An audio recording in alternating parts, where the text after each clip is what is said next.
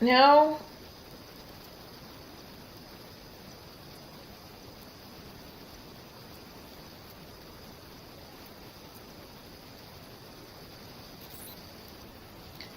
we are going to talk about the signs of motor tract lesions.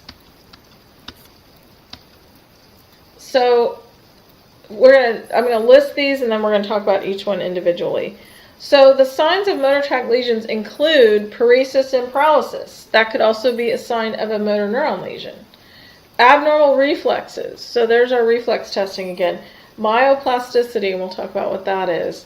Abnormal muscle tone, loss of fractionated movements, abnormal coordination, or co-contraction, and abnormal muscle synergies. So we talked about normal muscle synergies, and now we're going to talk about abnormal muscle synergies. So paresis or paralysis, as we said, paralysis is the inability to produce a muscle contraction, and paresis is a weakened muscle contraction. Just as definition, hemiplegia is weakness affecting one side of the body. And so you'll see that a lot. Paraplegia affects the body below the arms. Tetraplegia, or sometimes you'll see it called quadriplegia, that's the old term, affects all four limbs.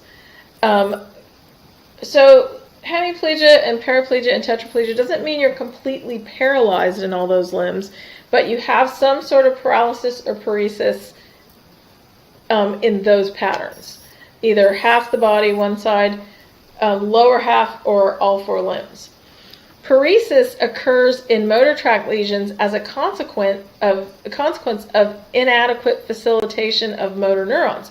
So you have a weakened muscle contraction. Paralysis occurs in muscles innervated by motor neurons below the level of a complete spinal cord lesion. So you get a spinal cord lesion and it interrupts the motor tract messages getting to the motor neurons. So when you have paresis or paralysis from a lower motor neuron lesion, it's sort of a different cause and a different pattern in the body. So abnormal cutaneous reflexes, Babinski's sign is the extension of the great toe, often accompanied by the fanning of the other toes. So to test for abnormal reflexes, we're going to firmly stroke the lateral sole of the foot from the heel to the ball and then across the ball of the foot. There's a photograph in the book or a diagram showing how Babinski's test a normal and an abnormal one. Normal, the toes are going to curl. Abnormal, the toes will fan out. The great toe will extend and the other ones will fan out. So that is an abnormal reflex that indicates a motor neuron issue or a motor tract issue. In people with spinal cord injury, muscle spasms may occur in response to cutaneous stimuli, and spasms begin after their recovery from spinal shock. We will talk more about spinal cord injuries in the spinal region chapter. And you will talk more about the rehab of spinal injuries in neurorehab next quarter. So the three most common abnormal reflexes in people with chronic spinal cord injury are muscle stretch hyperreflexia, clonus, and clasp knife response. And we'll talk about each of those. So in phasic stretch hyperreflexia, loss of inhibitory corticospinal input combined with enhanced excitability of motor neurons and interneurons results in excessive motor neuron response to afferent input from stretch receptors. So excessive muscle contraction occurs when spindles are stretched as a result of firing the motor neurons.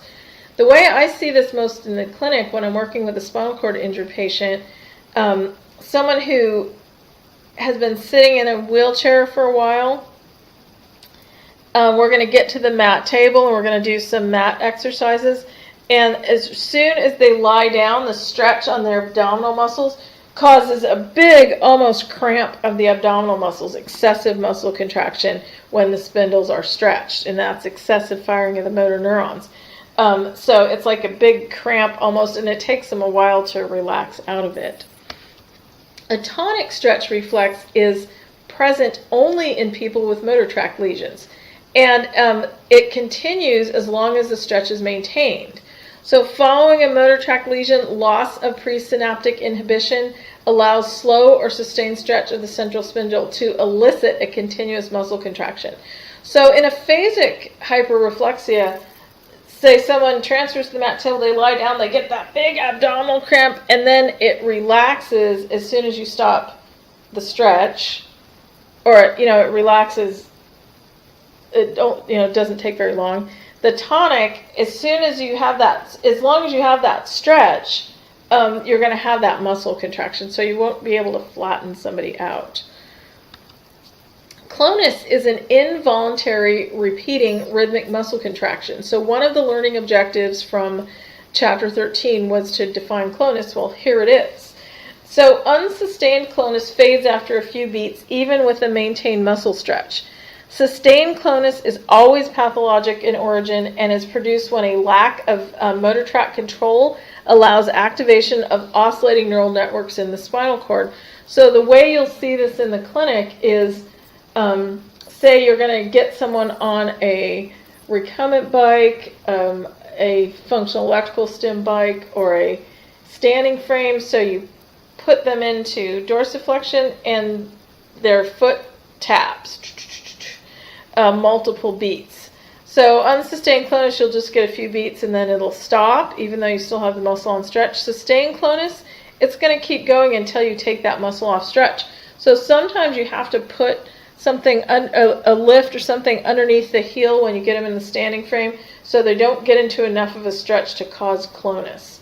There's some other techniques that you can use to reduce clonus, and you will learn those in your neurorehab class.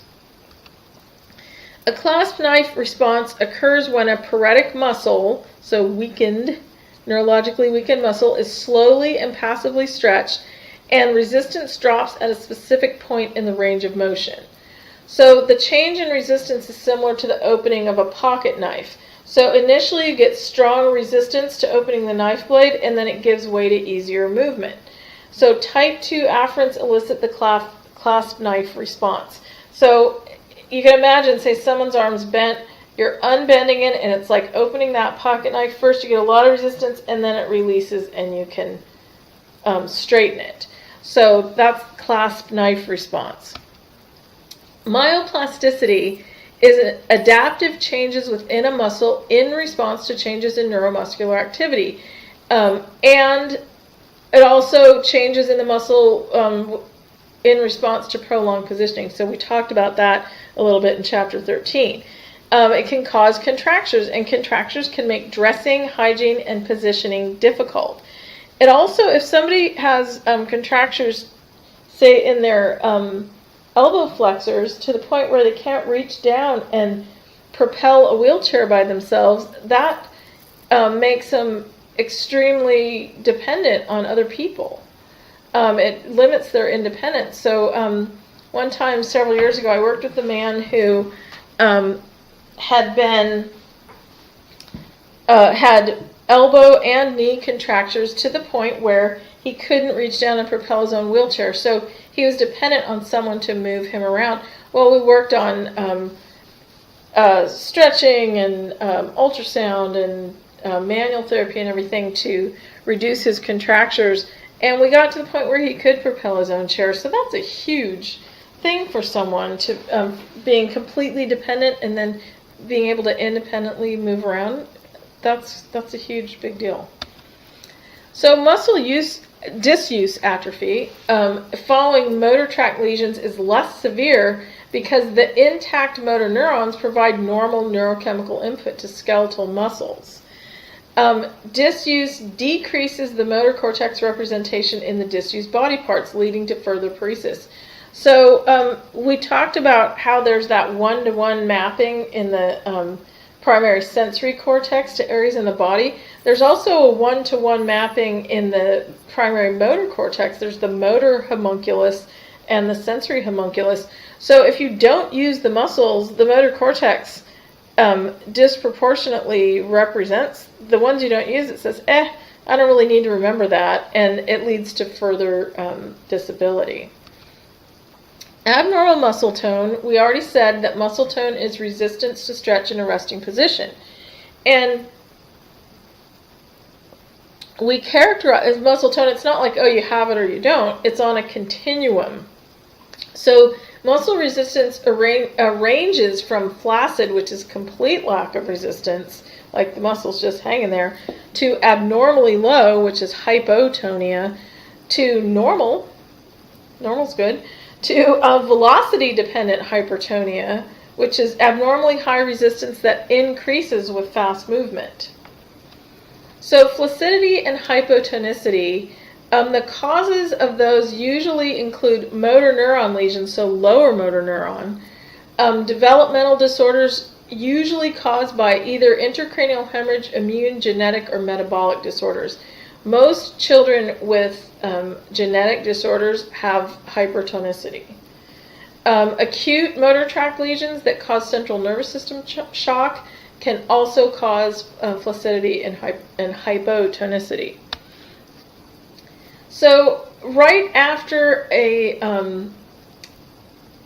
either a CVA or a spinal cord injury, you can get temporary hypotonia or flaccidity owing to central nervous system shock. So when you get an acute motor tract lesion interrupting descending motor commands, the motor neurons affected become temporarily inactive owing to edema affecting the area of the lesion and loss of descending facilitation. And this is called either spinal shock in the case of a spinal cord injury or cerebral shock in the case of a CVA. So right after a spinal cord injury or CVA, when they're in the central nervous system shock, you will have flaccid or hypotonic muscles. After the inflammation subsides from the initial injury, you usually have hypertonic muscles. So that in that central nervous system shock period, though, you get the flaccidity and hypotonicity. So hypertonicity is abnormally strong resistance to passive stretch. So it can be caused by chronic motor tract lesions or some basal ganglia disorders. So there are different kinds of hypertonia. Spasticity is velocity-dependent hypertonia. So the amount of resistance to passive movement depends on the velocity of movement. If you speed up the movement, you get more resistance. So a lot of times with spasticity, if you do a really slow movement, you can get that tissue to move, but when you do a fast movement, it responds with hypertone. Both changes in muscle tissue and neuromuscular activity contribute to velocity-dependent hypertonia. So it's not just changes in one or the other. There are two mechanisms that produce neural overactivity. One of them is hyperreflexia, and the other is reticulospinal tract overactivity. Spasticity affects approximately 20% of people with stroke, 47 to 70% of people with MS, 34% of people with spinal cord injury, and more than 90% of people with CP, and 50% of people with traumatic brain injury. Measuring spasticity with different clinical measures produces inconsistent scores. So there are different clinical measures of muscle tone, hyperreflexia, spasticity. Spasticity is particularly difficult to measure. Rigidity, on the other hand, is resistance to passive movement that remains constant regardless of the speed of force of application. So with spasticity, when you're moving really slowly, sometimes you can move past it. If you move fast, it responds more. With rigidity, it is resistance to passive movement regardless of the speed. So it should say a velocity-independent hypertonia. Rigidity is velocity-independent hypertonia. Decerebrate rigidity is rigid extension of the upper limbs. And there are pictures of this in the text on page 273. So someone with decerebrate rigidity, their upper limbs are going to be rigid in extension. With decorticate rigidity, you get flexed upper limbs, extended neck and lower limbs, and plantar flexion. So one of with decerebrate rigidity, the arms are down at the sides. Decorticate rigidity, flexed upper limbs, they're up in front. So normally you see those decerebrate and decorticate symptoms in people with brain injuries. So the loss of fractionation of movement is caused by interruption of the lateral corticospinal signals. It prevents fractionation and it affects the ability to use your hands. The loss of fractionation interferes with fine movements. So really the loss of fractionation involves myoplasticity, spasticity, hyperreflexia, and reticulospinal tract overactivity. So all of those things contribute to loss of fractionation of movement. Abnormal co-contraction occurs only in developmental spasticity, so someone with CP. Abnormal muscle synergies occur most often with a specific type of stroke, middle cerebral artery stroke, and we will talk more about that in the appropriate chapter. So the rest of the PowerPoint goes on to describe motor disorders in spastic cerebral palsy, CVA, spinal cord injuries. We're not going to talk about those in this chapter, even though there's a lot of good information in this chapter, but we will talk more about them in the spinal region chapter and in the cerebrum chapter when we're talking about spinal cord injury and stroke.